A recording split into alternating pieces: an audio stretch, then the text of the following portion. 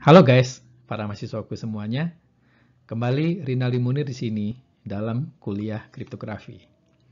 Pada video kali ini kita akan membahas topik baru, yaitu digital watermarking. Digital watermarking merupakan aplikasi penting dari steganografi. Pada video ini kita akan membahas mengenai sejarah watermarking, kemudian kegunaan watermarking dan jenis-jenis watermarking. Saya ucapkan selamat belajar dan selamat mengikuti. Saya mulai materi watermarking ini dengan sebuah pengantar sebagai berikut. Tentu kalian pernah mendengar sebuah peribahasa mengatakan, sebuah gambar bermakna lebih dari 1000 kata.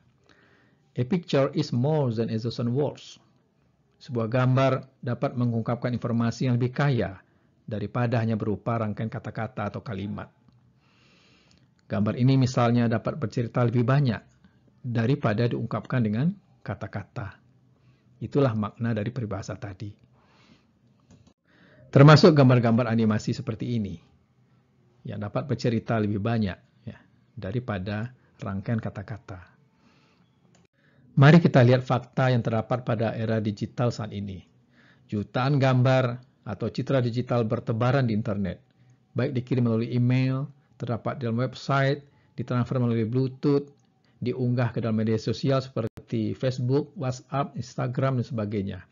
Siapapun bisa mengunduh citra dari internet, mengkopinya, menyunting atau mengeditnya kembali, memanipulasinya, atau mengirimnya kepada pihak lain. Nah, hal-hal seperti ini ya dapat mengarah pada pelanggaran hak atas kekayaan intelektual atau haki. Misalnya, mengklaim citra orang lain sebagai citra milik sendiri. Ini termasuk dalam pelanggaran kepemilikan. Mengcopy dan menyebarkan citra yang memiliki copyright ya tanpa izin pemilik. Ya, ini termasuk dalam pelanggaran copyright. Mengubah konten citra digital sehingga keasliannya hilang. Tinjau beberapa kasus sebagai berikut. Kasus pertama, Alice dan Bob sama-sama mengklaim gambar yang unik ini adalah miliknya. Alice mengklaim gambar ini adalah hasil fotografinya, Bob mengklaim bahwa gambar ini adalah miliknya. Nah, sebenarnya siapa pemilik gambar ini sesungguhnya? Jika terjadi persengketaan dan meneruskan ke pengadilan, maka hakim perlu memutuskan siapa sesungguhnya pemilik gambar ini. Kasus kedua, misalkan Alice sedang berjalan-jalan pada malam hari yang cerah, dan ketika ia mengarahkan pandangan ke langit, ia melihat sebuah objek yang disebut dengan UFO ya, atau piring terbang. Kemudian dengan cepat Alice mengeluarkan kamera ponselnya, lalu memfotonya. Nah, Alice memberitahukan kepada temannya, yaitu Bob, bahwa ia melihat piring terbang. Ya. Sebagai buktinya, Alice mengirim foto piring terbang tersebut kepada Bob.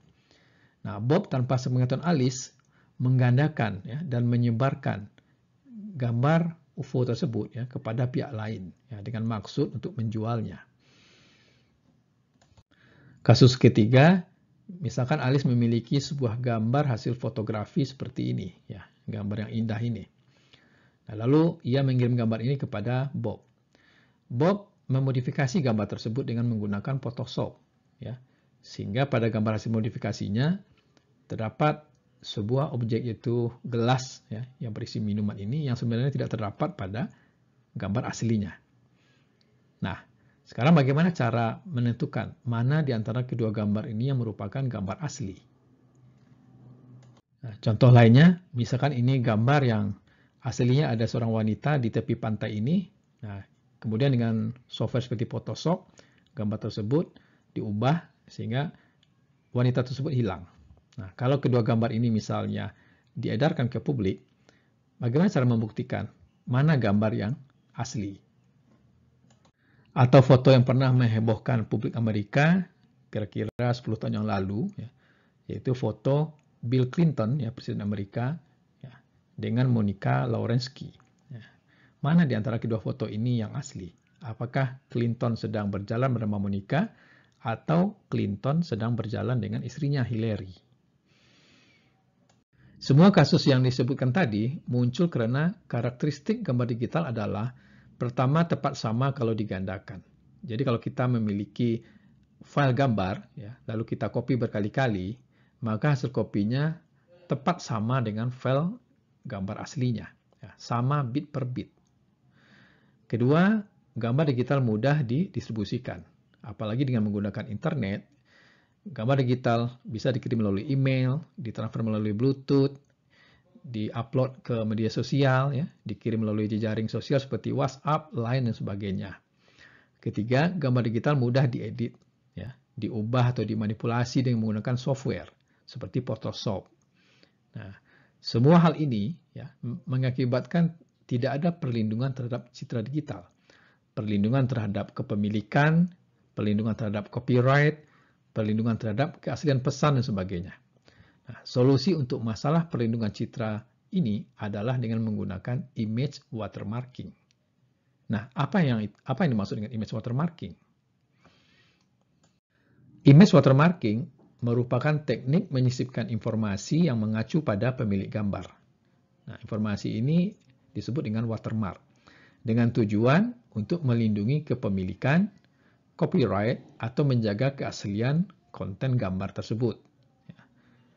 Watermark yang disisipkan ke dalam gambar bisa berupa teks atau tulisan, ya, tulisan bahwa gambar ini milik Amir misalnya, ya, atau bisa berupa gambar logo seperti ini, ya, Shanti, ini logo Shanti disisipkan ke dalam gambar ini, atau berupa sepenggal musik audio, atau berupa data biner, atau bisa juga berupa barisan bilangan real. Nah, penyisipan watermark ke dalam citra itu sedemikian rupa sehingga tidak merusak kualitas citra tersebut. Jadi ini adalah gambar aslinya yang sebelum disisipkan watermark. Watermarknya adalah logo Shanti, ya. Kemudian ini adalah gambar berwatermark. Nah, sekilas ini mirip seperti steganografi. Dan memang watermarking merupakan aplikasi steganografi, namun dengan tujuan yang berbeda.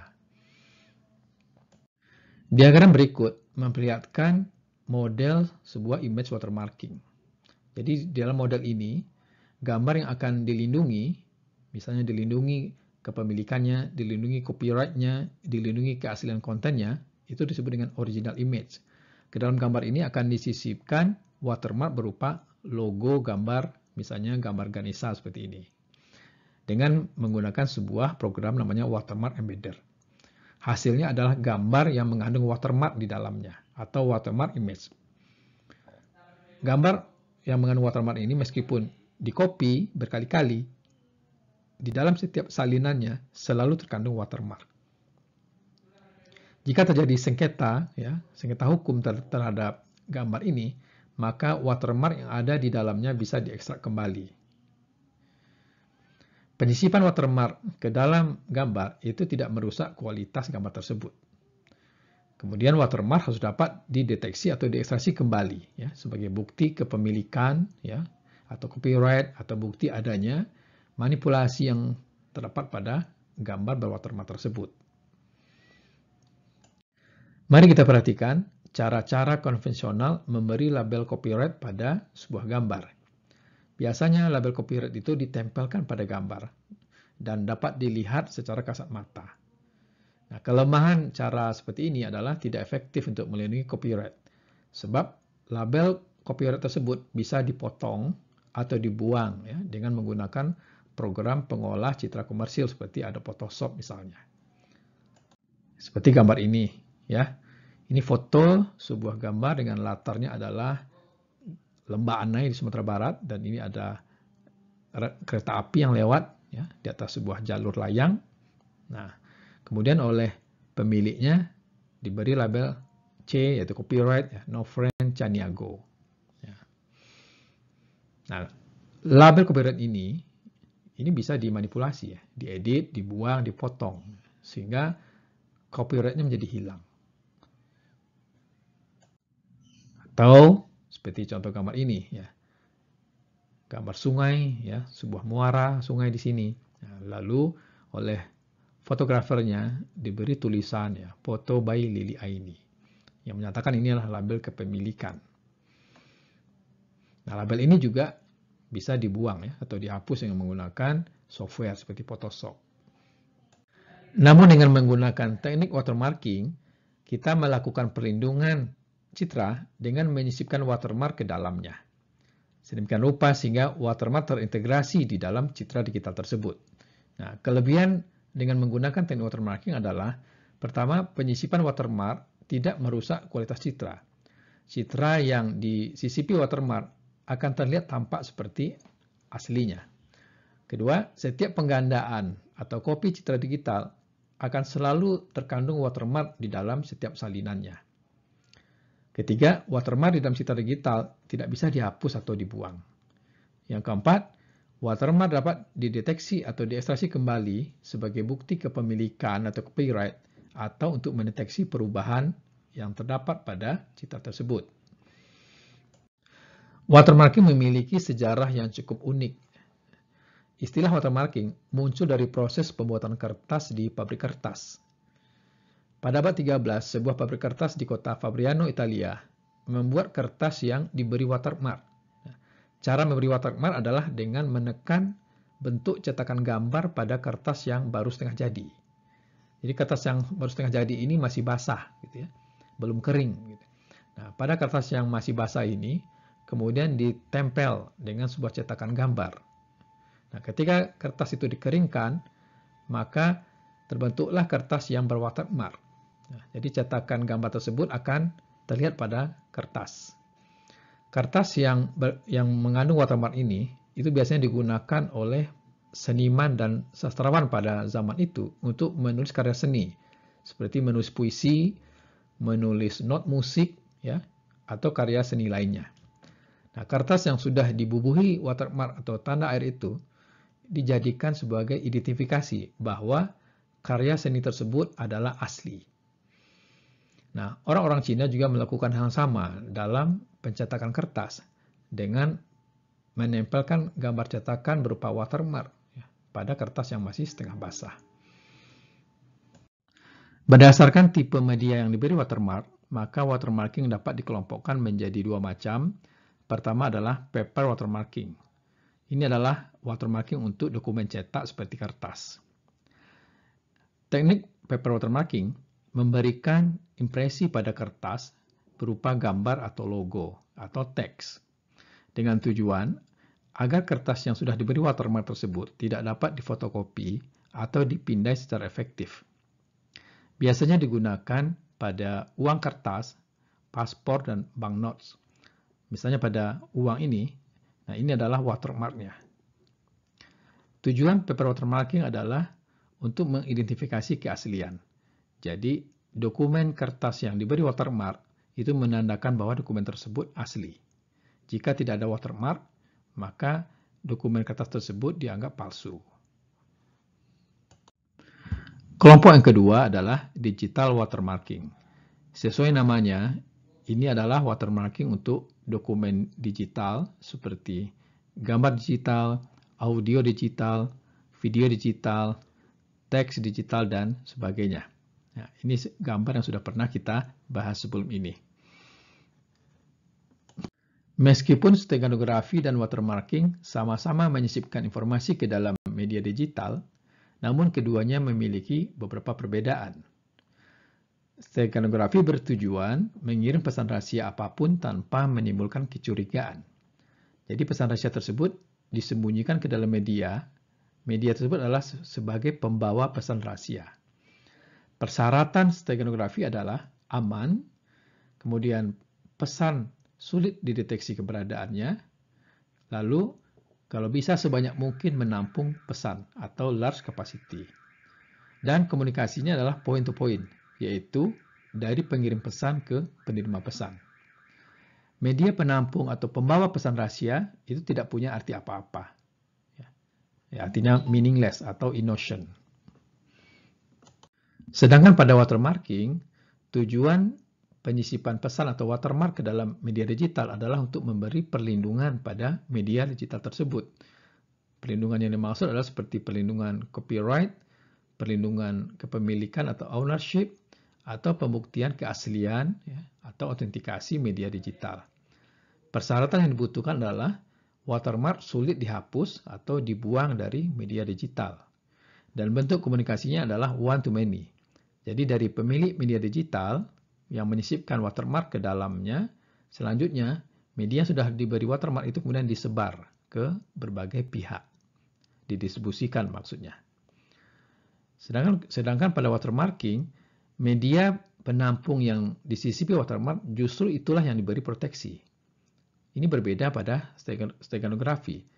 Media penampung yang disisipi pesan itu tidak memiliki arti apa-apa. Dia hanya sebagai carrier atau pembawa saja. Pada watermarking, ukuran atau kapasitas watermark itu tidaklah penting. Sedangkan pada stenografi, sebanyak mungkin pesan yang bisa disisipkan ke dalam media pembawa tersebut. Selain menyisipkan watermark ke dalam citra, kita juga bisa menyisipkan watermark ke dalam media digital lainnya. Nah, kalau menyisipkan watermark ke dalam video, maka itu dinamakan video watermarking. Menyisipkan watermark ke dalam audio dinamakan audio watermarking. Menyisipkan watermark ke dalam teks dinamakan text watermarking. Bahkan, software atau perangkat lunak pun bisa disisipi watermark. Ini dikenal dengan nama software watermarking. Pada kuliah ini, kita hanya fokus pada image watermarking saja. Sedangkan video watermarking dan lain-lainnya itu adalah di luar cakupan materi watermarking yang dibahas di dalam video ini.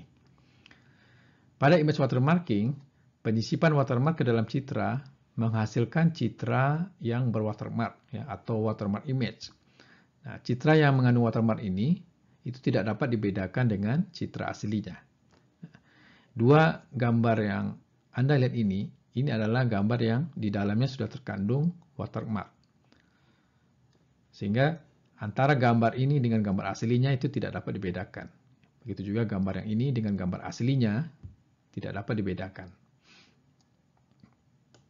Berdasarkan kegunaannya, maka image watermarking dapat diklasifikasikan menjadi dua macam. Pertama adalah fragile watermarking. Ini adalah tipe image watermarking yang bertujuan untuk menjaga integritas atau keaslian citra digital. Kedua adalah robust watermarking. Ini adalah tipe image watermarking yang bertujuan untuk menyisipkan label kepemilikan atau label copyright pada citra digital. Kita akan bahas ini satu persatu pada slide berikut. Pada fragile watermarking, karakteristiknya adalah watermark yang sudah disisipkan ke dalam citra digital dapat menjadi rusak atau pecah, atau bahasa Inggrisnya fragile, jika kita melakukan manipulasi pada citra berwatermark tersebut. Nah, tujuan fragile watermarking ini adalah untuk membuktikan keaslian atau tamper proofing. Nah, perhatikan gambar ini. Nah, ini adalah citra yang asli. Kemudian kita sisipkan watermark yang sama ukurannya dengan citra ini.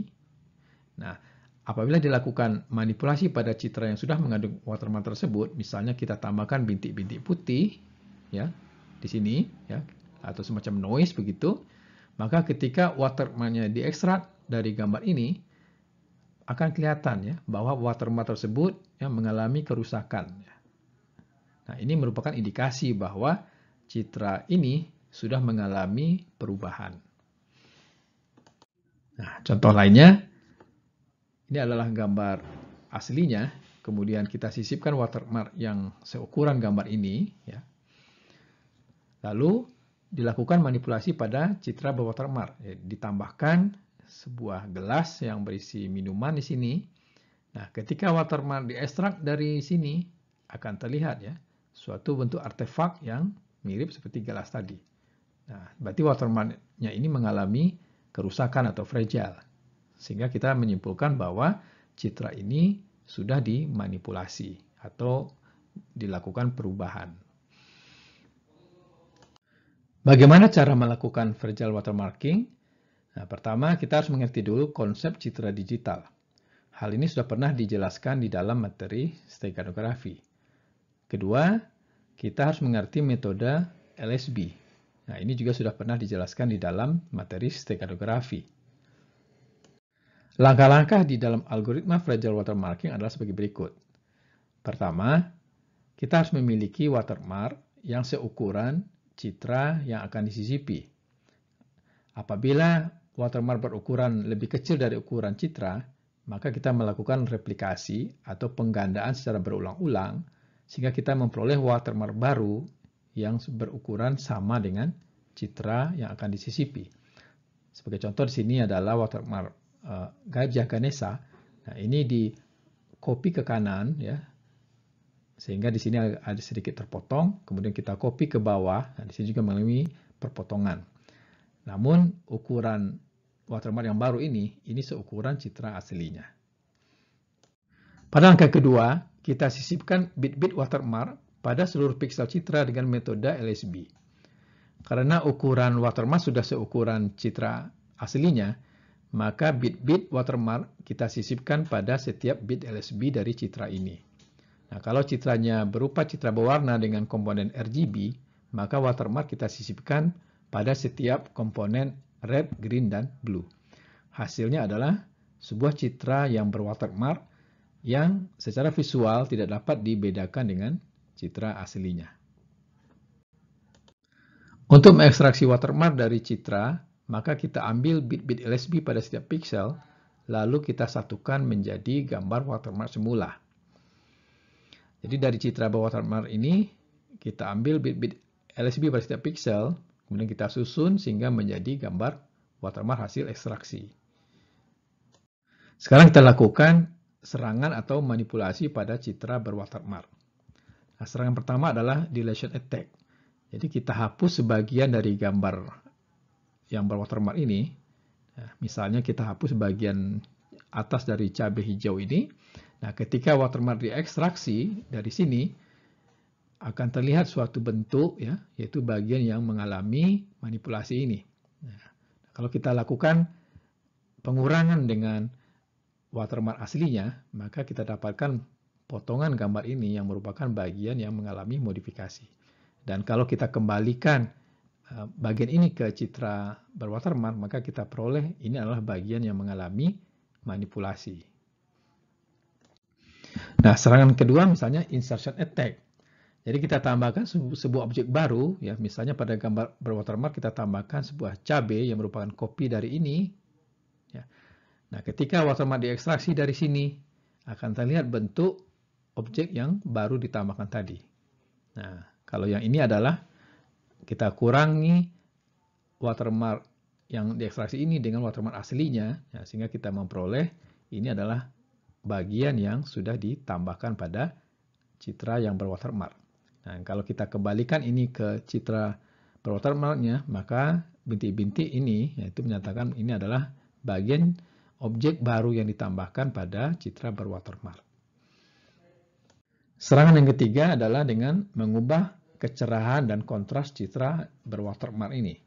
Nah, ini jadi kelihatan di sini citra berwatermarknya kelihatan lebih cerah, ya, kontrasnya lebih tajam. Nah, ketika kita ekstrak watermark dari gambar ini, maka watermark hasil ekstraksinya akan mengandung, ya, noise-noise seperti ini yang menyatakan bahwa citra ini sudah mengalami perubahan atau manipulasi. Jenis image watermarking kedua adalah robust watermarking. Robust artinya kokoh. Jadi sesuai namanya, robust watermarking, penyisipan watermark ke dalam citra itu menghasilkan watermark yang tetap kokoh, ya, atau robust terhadap serangan atau manipulasi pada citra berwatermark tersebut. Misalnya kalau kita lakukan pemampatan atau kompresi pada citra berwatermark, maka watermarknya masih tetap bisa dikenali atau diidentifikasi. Atau kalau kita melakukan cropping atau memotong sebagian dari citra berwatermark, maka watermark juga masih tetap bisa dikenali atau diidentifikasi. Atau kita melakukan editing, ya, pengubahan ukuran dan sebagainya, watermarknya masih tetap bertahan. Nah, robust watermarking ini bertujuan untuk memberikan perlindungan kepemilikan maupun copyright pada citra digital. Jadi dengan menyisipkan suatu label kepemilikan pada citra ini, maka citra yang mengandung watermark tersebut, ya, watermark di dalamnya masih tetap kokoh atau robust, ya, terhadap bermacam-macam serangan. Persyaratan umum robust watermarking pertama adalah imperceptible. Artinya keberadaan watermark di dalam citra tidak dapat dilihat secara visual oleh indera penglihatan manusia. Kedua adalah robustness. Artinya watermark tetap kokoh atau bertahan meskipun dilakukan serangan atau manipulasi pada citra tersebut. Ketiga, secure artinya hanya pihak-pihak yang punya otoritas yang dapat menyisipkan maupun mengekstraksi atau mendeteksi watermark dari citra. Ya, dalam hal ini hanya pemilik citra tersebut yang dapat melakukannya. Nah, ketiga syarat ini itu tidak dapat kita peroleh secara ideal, ya. Kita hanya dapat mengkompromikan ketiganya, ya, sebagai jalan tengah, ya, yaitu memperoleh robust watermarking yang dapat memiliki persyaratan imperceptible, secure maupun robustness. Nah, ini adalah contoh robust watermarking. Sebagai original image-nya adalah citra Lena, citra grayscale ini. Kemudian watermark-nya adalah logo Ganesha. Nah, ini adalah citra berwatermark yang sudah disisipi watermark ini. Nah, kalau kemudian kita lakukan ekstraksi watermark dari citra ini, kita peroleh logo Ganesha kembali. Nah, di sini ada sedikit noise ya pada citra hasil ekstraksi. Nah, ini nanti dijelaskan kenapa demikian. Bagaimana cara melakukan robust watermarking?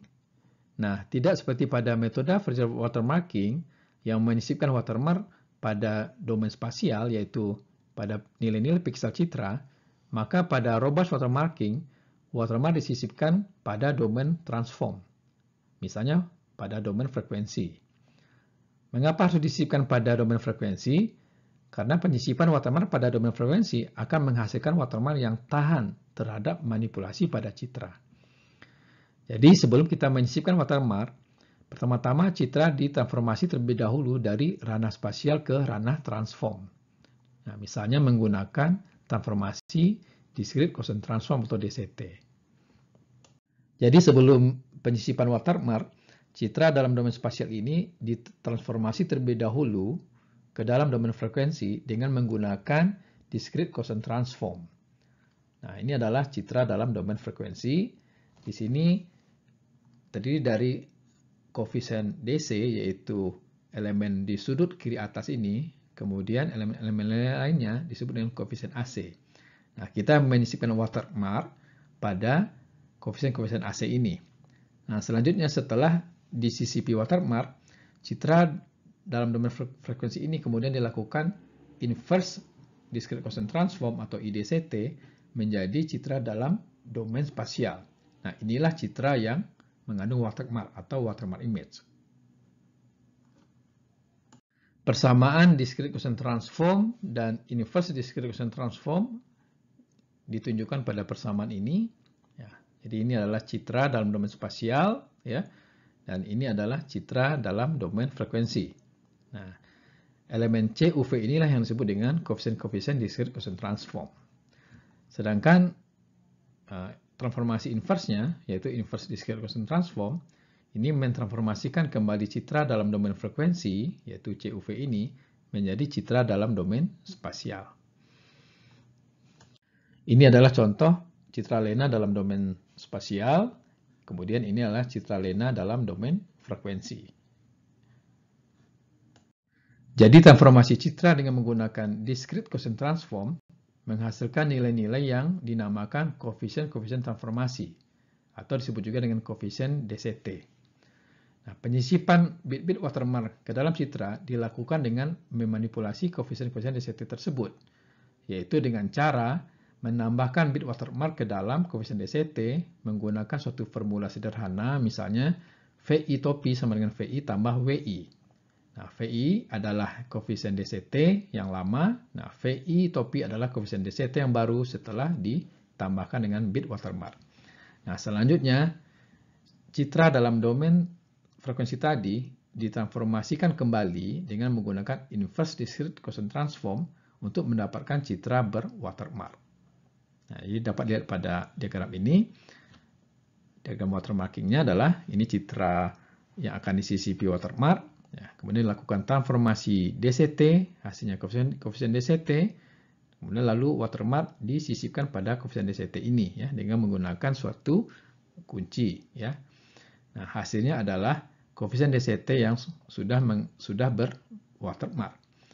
Selanjutnya, koefisien DCT ini dilakukan inverse discrete constant transform untuk menghasilkan citra dalam ranah spasial, ya. Itulah yang disebut dengan citra berwatermark.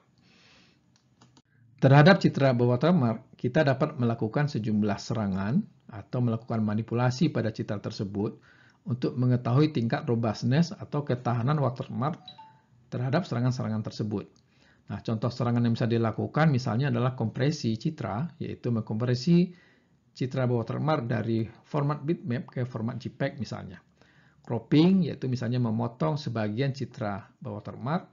Editing misalnya mengubah kontras atau brightness image, ya, atau menambahkan suatu noise pada image. Resizing misalnya mengubah ukuran citra berwatermark, dan serangan-serangan lainnya. Nah, ini adalah contoh original image-nya berupa citra burung, di CCP watermark berupa logo Ganesha.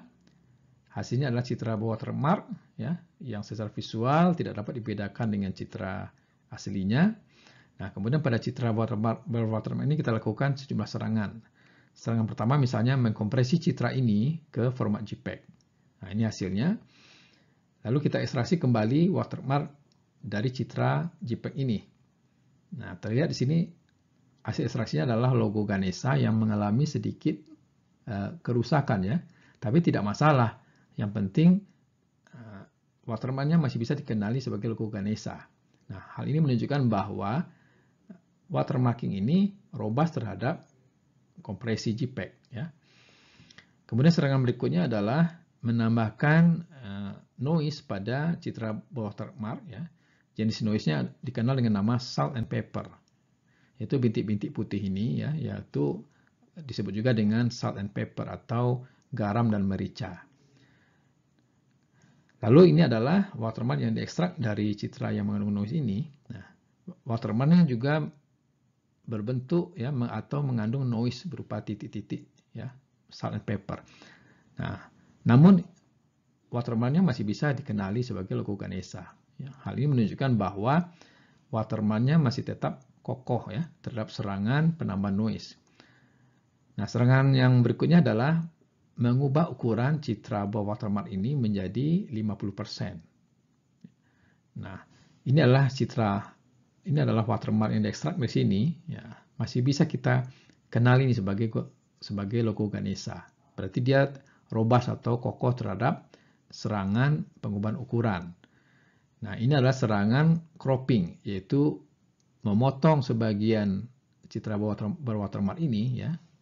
Nah, ini adalah bagian yang hitam, ini adalah bagian yang dipotong. Kemudian kita ekstrak watermark dari dalamnya. Ternyata watermarknya juga masih bisa tahan, ya. Nah, ini masih bisa kita lihat, ini masih kita bisa identifikasi sebagai logo Ganesha. Hal ini menunjukkan bahwa algoritma watermarking dalam domain DCT ini kokoh terhadap serangan-serangan seperti kompresi JPEG, ya, penambahan noise, pengubahan ukuran, lalu cropping seperti ini. Digital watermarking memiliki banyak aplikasi dalam kehidupan.